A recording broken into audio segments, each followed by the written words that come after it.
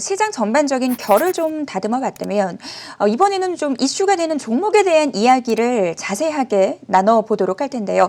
이번 주 정말 뜨거운 이슈가 됐던 종목들 다들 예상하셨나요? 이번에는 이 셀트리온 헬스케어, 셀트리온 삼형제에 대한 이야기 좀 나눠보도록 하겠습니다. 시장에 여러모로 이슈를 몰고 다니는 종목들인데요. 셀트리온 삼형제의 합병 소식이 전해졌습니다. 이 거대 공룡 제약사의 탄생을 예고를 했는데 앞으로의 주가 흐름은 어떻게 될지 좀 여러 가지 이야기 나눠보도록 하겠습니다. 대표님, 셀트리온은 사실 시장에서 진짜 말도 많고 탈도 많은 종목이지 않은가라는 생각이 듭니다. 탄생 배경부터 우리가 좀 자세하게 이야기를 해볼까요? 네, 그렇죠. 어제 장마감 이후에 이제 셀트리온이 합병을 한다고 했잖아요. 시장 투자자들이 이제 깜짝 놀랐을 텐데 우리가 이제 관상을 본다고 하잖아요. 이제 이 사람이 지나온 과거를 살펴보면 미래를 알 수 있다. 그렇다면 과연 셀트리온 기업이 어떻게 탄생을 했고 서정진 회장이라는 사람이 어떤 흐름을 가져갔는지 보면 앞으로 뭐 이 합병의 방향성도 좀 결정이 될 것이다 이렇게 보시면 되는데 일단 이분이 삼성맨이었어요. 1983년도에 삼성전기에 입사를 했거든요. 그때 일을 열심히 잘했나 봐요. 그래서 이사님이 한국생산성본부로 이직을 하는데 한 사람만 콕 찍어서 이 사람은 내 신복으로 해서 데려가야 되겠다. 이 사람이 바로 서정진 회장입니다. 근데 어떤 것을 보고 요약을 아주 잘했다고 해요. 이제 그만큼 뛰어난 그런 능력을 가지고 있었고, 이건 이제 김우준 대우 회장이 알아봤어요. 그래서 IMF 전에 34살이지만 이 사람을 우리 회사 임원으로 데려와야 되겠다 해가지고 임원으로 데려갔거든요. 그러나 아쉽게도 운이 나쁘게도 IMF 때문에 이제 공중분해가 됐잖아요. 자, 그러면서 이제 재무부 소속 기획재무부 이제 부서 직원들이 10명이 있는데 이 사람들 다 잘렸을 거 아니에요. 이 사람들이 모여서 한 470억 정도 돈을 만들어서 그래가지고 이제 우리가 회사를 하나 세워보자 의기투합했는데 어떤 회사 세워볼까 하니까 바이오가 나중에 유망업종이 된다고 하네. 이제 이렇게 해서 잘 모르고 아무것도 모르고 이제 바이오 창업을 시작하게 된 거죠. 이제 잘 모르니까 세계 각지에 있는 바이오 기업들 다 찾아내야 되고 있는데 이제 미국에서 이제 그 일화가 하나 있어요. 어떤 일화가 있냐면 많이 고생한 이야기인데 이제 잘 때도 없고 하니까 이제 좀 적당한 데서 자면서 이제 던킨 도너츠로 이제 때웠다고 해요. 네. 식사를 때웠다고 하는데 매일 같은 컵에다가 리필을 해주잖아요. 그래서 계속 그 커피를 리필해서 먹으니 이제 직원이 보고 어차피 저 사람 안 살 건데 그냥 새 컵에 주자 해서 그냥 새 컵에다 커피를 줬다고 하는 그런 일화인데 그만큼 어렵게 일궈낸 그런 셀트리온입니다. 이 셀트리온 그룹을 과연 어떻게 매각을 할 건가 이제 이런 관점에서 생각을 해보면 자기가 얼마 전에 공언을 했어요. 5년 전부터 내가 이 은퇴 연령 한 65세 정도 되잖아요. 은퇴 연령이 되면 나는 좀 명예스럽게 은퇴를 하겠다 이런 이야기를 했습니다. 그러면 서정진 회장의 나이를 감안하면 내년 주총이 마지막이 될 수가 있다고요. 그래서 최근에 이제 합병 이슈가 이제 불거지게 된 것이고 또 여러 가지 이유는 잠시 후 좀 설명을 드리도록 하겠지만 이제 그런 이유 때문에 이 셀트리온 헬스케어가 어쩔 수 없이 이제 합병을 해야 되는 그런 상황이 좀 발생을 했습니다. 근데 아까 우리 MC님께서 말씀하셨던 것처럼 네. 셀트리온 하면 이제 꼬리표처럼 따라붙는 게 공매도잖아요. 공매도 시황인데 이제 공매도에 대해서는 상당히 서정진 회장은 좀 부정적인 이야기를 하고 있어요. 내가 이 공매도 세력 때문에 내가 회사를 대체 못 해먹겠다 해서 2013년도 4월 달에 이걸 다국적 기업에다 팔겠다 이런 이야기를 했었거든요. 근데 여의도에서는 약간 좀 비아냥거렸죠. 너희가 분식회계 해서 주가가 떨어진 거 아니냐. 근데 왜 애꿎은 공매도 세력을 탓하냐. 이런 이야기가 있는데 일부 카드라 통신에서는 그게 아니라 증권회사들이 하도 셀트리온이 잘 나가다 보니 배가 아파서 공매도하고 또 분식 의혹을 이야기했다 이런 이야기가 있는데 이 논쟁은 계속 진행이 되죠. 공매도 세력들은 계속 7년간 이 공매도를 이런 부분을 이야기를 하면서 공매도를 줄기차게 단행한 것이고 지금 그런 움직임 속에서 그럼 서정진 회장은 상당히 좀 뚝심 있게 열심히 좀 밀어붙이는 사람인데 공매도 때문에 어려웠지만 이걸 슬기롭게 이기고 잘했다는 이야기죠. 근데 이 사람 투자 점수는 보면은 그런 낙제점이에요. 이분은 주식 투자하시면 안 될 것 같아요. 보니까 개미들의 무덤이었죠. 테라리소스. 이쪽에 한 56억 정도 투자를 했는데 거의 28억이니까 절반 정도의 손실을 봤다는 거죠. 그래서 이것 때문에 과징금도 3억 두들겨 맞고 했는데 상당히 좀 올곧은 사람이지만 좀 그래서 좀 상대가 수틀리게 나오면 쫙 이걸 좀 못 참아하는 그런 성격인 것도 같습니다. 2014년도에 노르웨이에 있다 기업을 매각하자 뭐 이런 이야기까지 나왔거든요. 근데 또 그때도 이제 야 만약에 이거 분식회계 이야기가 나오는데 이 회사 매수하면은 인수하면은 독박 쓰는 거 아니냐 뭐 이런 이야기도 나오고 하면서 매번 공매도가 발목을 잡고 이것 때문에 회사를 팔려고 할 정도로 상당히 공매도가 줄기차게 끊이게 했는데 이번에 합병이 있을 때는 크게 없었어요. 조금 이따 보여드리겠지만 줄기차게 합병이 있으면 공매도가 나는데 이번에는 그게 별로 없었다. 이렇게 좀 보시고 앞으로 이제 이런 그 공매도 세력하고 이제 인연도 이제 끊어지겠죠. 이제 자 그러면서 지금은 열심히 좀 하고 있는데 다만 그 공매도와 관련해서 이제 해교 이슈 부분은 아직까지 끝난 건 아니에요. 지금 2018년도에 셀트리온에다가 판매권 대판 게 있거든요. 근데 이 부분이 아직까지 조사가 진행되고 있으니까 끝나지 않는 게임이 진행되지만 그래도 공매도 세력들의 타겟은 많이 안 됐다. 이제 이 부분은 공매도가 이제 금지가 됐잖아요. 그리고 또 연장이 됐잖아요. 이 부분도 포함이 되어 있겠지만 어쨌든 이 공매도에서부터 이번에는 그닥 영향을 많이 받지 않는다. 이렇게 보시면 될 것 같습니다. 셀트리온 삼형제와 공매도 이슈는 때려야 뗄 수 없는 이슈였는데요. 이번에는 그다지 큰 영향은 없을 것이다라는 부분들 좀 짚어주셨습니다.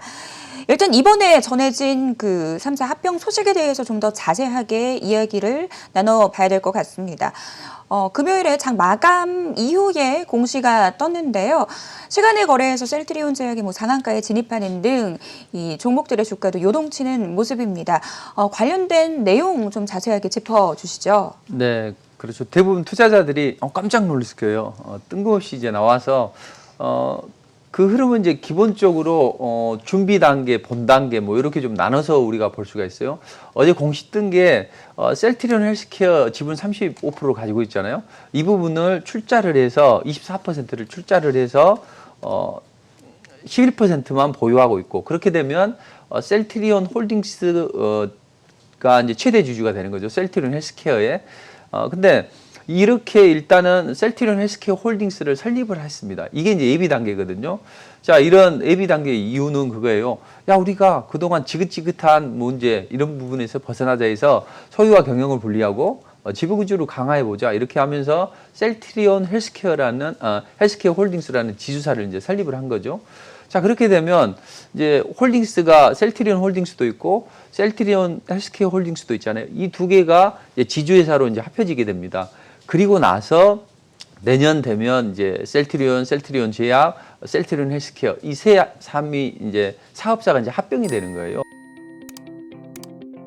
근데 왜 1년간의 텀을 두냐 이렇게 보면 원래 신설법인은 좀 1년 동안 존속을 해야만 합병이 가능하거든요. 그러니까 셀트리온 헬스케어 홀딩스를 먼저 설립해 놓고 현물 출자를 해서 여기와 셀트리온 홀딩스와 지주회사가 합병이 되는 겁니다. 그리고 나서 이제 셀트리온 헬스케어 삼형제 있죠. 셀트리온 제약, 셀트리온 헬스케어 이렇게 세 회사가 이제 모이는 거죠.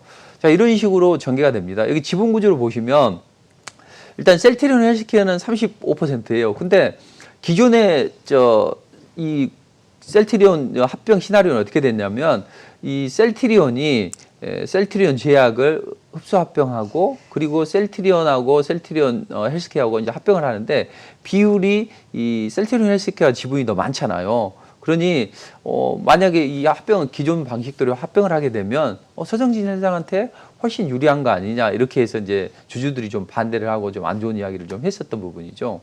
자, 그러면 만약에 이렇게 이제 지주 회사 체제가 확립이 되면 어떤 식으로 전개되냐면 일단 지주사하고 사업사만 남게 됩니다. 기업 구조는 셀트리온 홀딩스와 이번에 새로 만든 셀트리온 헬스케어 홀딩스가 합쳐져서 지주사가 되는 것이고 사업사들은 합쳐져서 한 회사가 되는 거예요. 그러니까 보통 뭐 지주사 있고 사업사 이 간단한 구조로 진행이 됩니다. 그러면 지분 구조는 어떻게 진행이 되냐면 변경 전에는 셀트리온을 장악을 할 때는 셀트리온 홀딩스를 95%를 가지고 있고 셀트리온 홀딩스가 셀트리온 지분을 20%를 가지고 있고 이런 식으로 해서 지배구조가 형성이 됐다고요. 그리고 셀트리온 헬스케어는 바로 다이렉트로 서정진 회장이 35% 지분을 보유하고 있고 이렇게 됐는데 만약에 이제 바뀌면 어떻게 되냐면 지주회사가 두 개가 합해지죠. 그래서 서정진 회장이 지주회사를, 지주회사가 셀트리온 사업회사를 이렇게 좀 장악하는 이런 식으로 구조가 형성이 되는 거죠.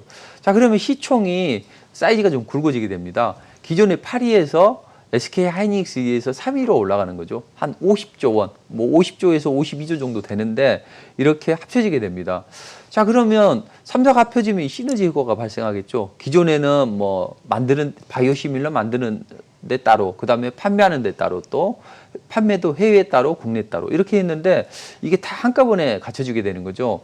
셀트리온은 바이오시밀러를 생산하고 뭐 또 신약 개발하고, 헬스케어는 유통하고, 그다음 셀트리온 제약은 합성 의약품 만들고, 이런 식으로 하다 보면 야, 일관 시스템이 형성이 되니까 글로벌 빅파마하고 경쟁도 되지 않겠나, 이제 이런 식으로 전개가 될 수 있겠고, 자, 그렇게 되면 생산성도 향상이 되고 금융 경제도 달성이 된다, 이렇게 좀 생각을 하면 되는데, 근데 이제 이 사람은 팔은 안으로 굽는다고요. 네. 분명히 자기한테 이득되는 부분이 있을 거 아니에요. 그래서 이제 합병을 좀 적극적으로 추진한 부분이 있는데, 만약에 서정진 회장이 이제 합병을 하게 되면 기존의 셀트리온 헬스케어에서 셀트리온 같이 합병을 하게 되면 상당히 좀 지분이 많기 때문에 유리하게 됩니다. 근데 이런 부분을 셀트리온 헬스케어 홀딩스라는 지주회사를 만들어서 하기 때문에 이 좀 주식을 손쉽게 좀 확보할 수 있다. 셀트리온 주식을. 이 비판에서 좀 나올 수 있겠죠. 그리고 만약에 셀트리온 헬스케어 주식을 처분하게 될 때 양도세가 붙는다고. 근데 이 양도세 부분도 많이 경감이 될 테고요. 그래서 셀트리온 헬스케어 홀딩스를 하면서 이렇게 합병을 추진하게 되면 서정진 회장으로서는 상당히 좀 유리한 그런 구조로 가져가 됩니다. 그리고 뭐 공정거래 이슈 있잖아요. 일감 몰아주기나 이런 부분도 해소가 될 것이고, 그다음에 주가도 상당히 좀 강세를 보일 수 있다. 최근에 보면 주가가 좀 약세를 보였는데 이번에 합병한다고 하니까 뭐 주가가 시간에서 급등이 나오잖아요. 자, 이런 식으로 해서 주가가 좀 강한 움직임이 나올 수가 있습니다.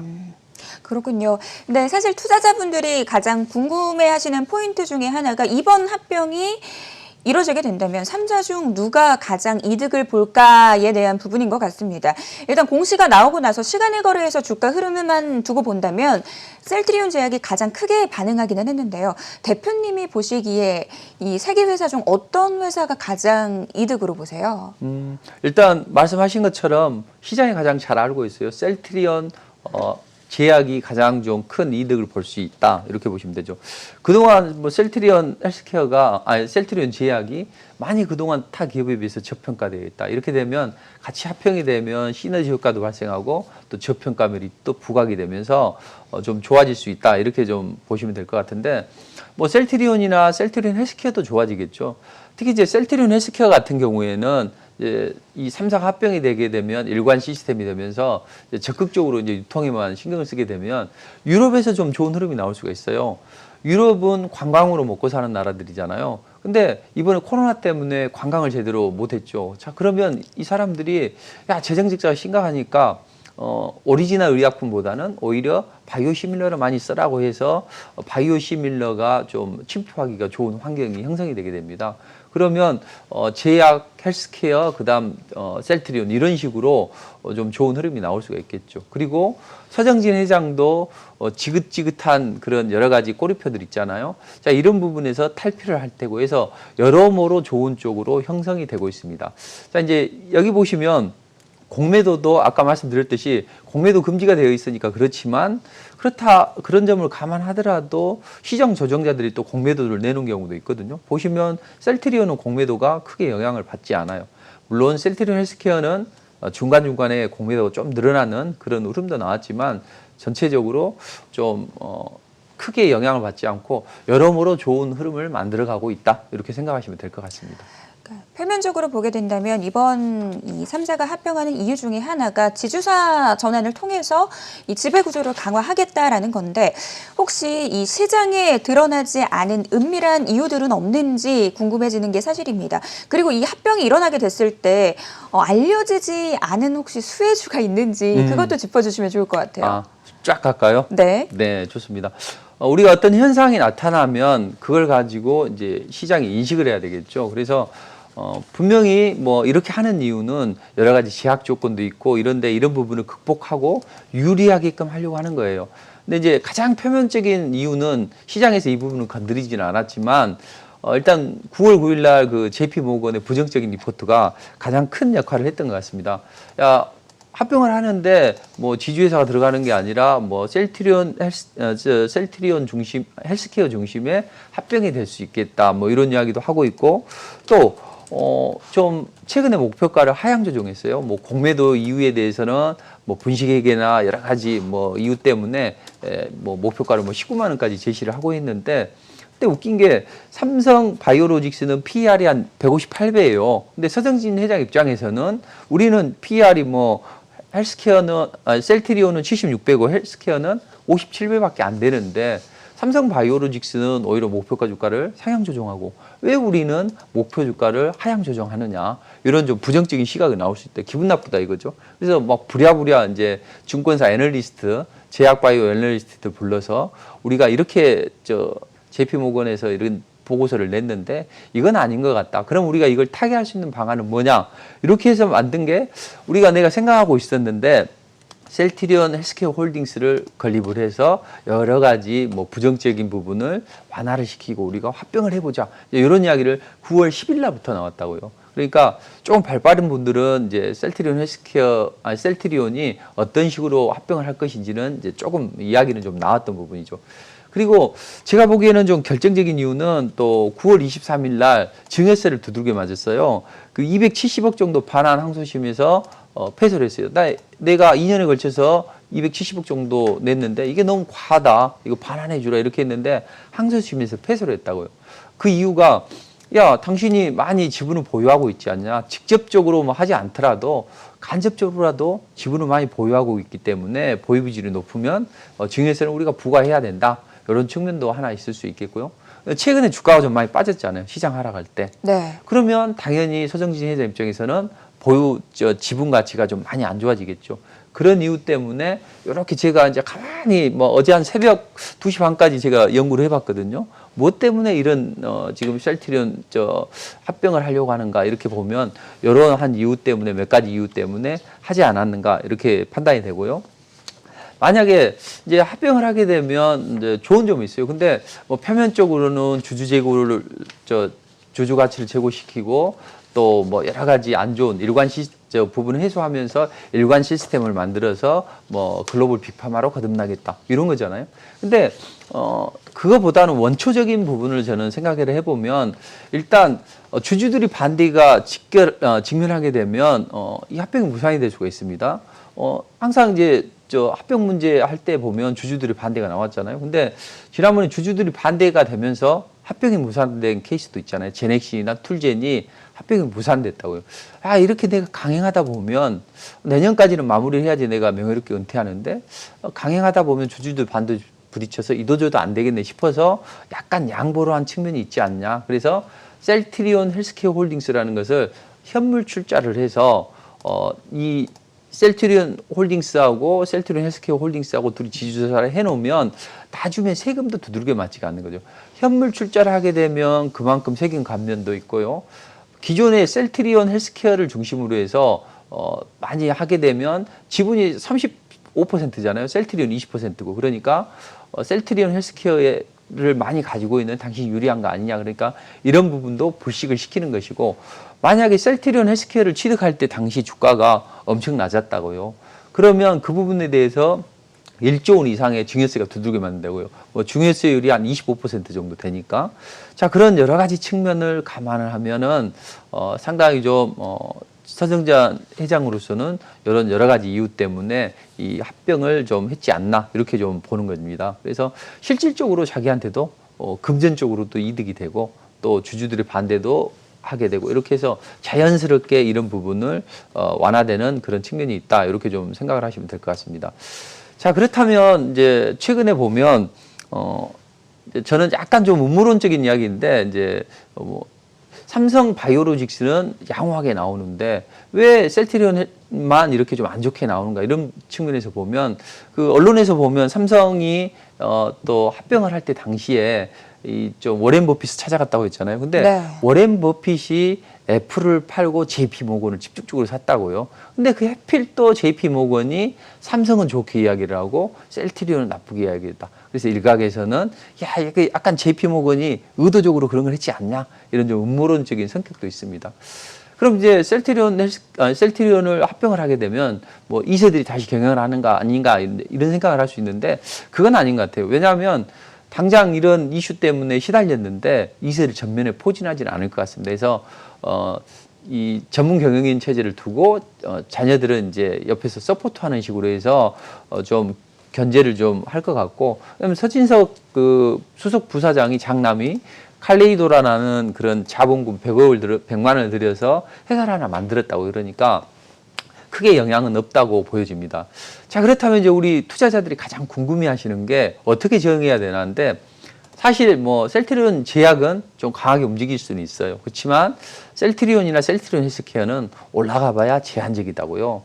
부정적인 그런 인식이 조금 더 아직까지 남아 있어서 그래서 뭐 적극적으로 공략할 필요는 없습니다. 다만 뭐 단기를 노리는 분들이라면 셀트리온 제약을 뭐 시초가나 아니면 이제 뭐 흔들었을 때 이제 단기 관점으로 접근할 수 있지만 너무 높다면 관심을 안 가져야죠. 대신 셀트리온 헬스케어는 하루 이틀 정도는 반등이 나올 수 있습니다. 그렇지만 반등이 추세를 타고 올라가기보다는 제한적이기 때문에 뭐 단기 관점으로는 접근할 수 있어요. 그렇지만 수익 관점에서 이걸 두고 가야 되겠다 이런 건 아니라는 거죠. 그럼 이제 요즘에 빅히트나 아니면 카카오 게임즈나 SK 바이오팜이나 상장을 많이 하잖아요. 그래서 뭐 돈 있는 분들이 뭐 몇십억씩 집어넣어서 이걸 하려고 하는데 저는 그런 관점에서 보면 지금 시장에서는 뭐 셀트리온 제약이나 뭐 이런 쪽만 이야기를 하지만 셀트리온 스킨케어도 잘 보시면 좋을 것 같습니다. 이게 비상장사거든요. 근데 모델이 김태희예요. 네. 네, 웃으시는데 김태희인데 이 서정진 회장의 근거라고요. 근데 이게 이제 내년 정도에 상장이 될 것 같습니다. 지금 1,000억 정도 시비가 발행이 되어 있거든요. 근데 보통 이 비상장사가 이렇게 대량으로 시비를 발행하게 되면 이게 만료하기 전에 이제 IPO를 하는 게 통례거든요. 그러니까 이 셀트리온 스킨케어 같은 경우에는 뭐 좀 중장기적인 관점에서 비상장사를 노린다면 이런 부분이 좋고 이제 제약 바이오 쪽에서는 긍정적인 바람이 좀 불 것으로 보여집니다. M&A 시장이 약간 좀 위축되는 데 있어요. 물론 해외에서는 뭐 존슨앤존슨이나 아니면 아스트라제네카가 뭐 길리어드를 합병한다 뭐 이렇게 제안도 하기도 했잖아요.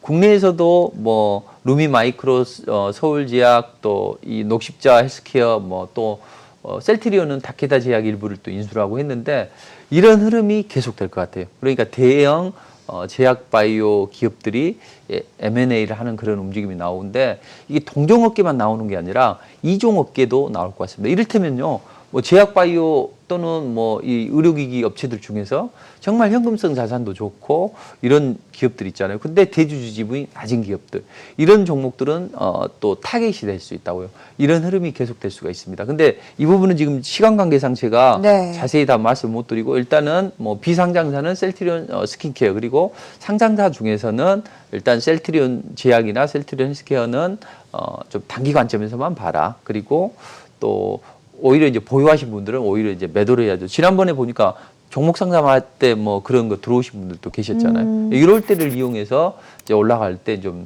비중을 좀 줄여주는 게 좋고, 그다음 우리 제약 바이오에서 훈풍은 좀 불 것 같습니다. 자, 그렇다면 그런 종목 어떤 종목이 될 것인가는 제가 조금 위에 온라인에서 특강을 통해서 한번 말씀드리도록 할게요.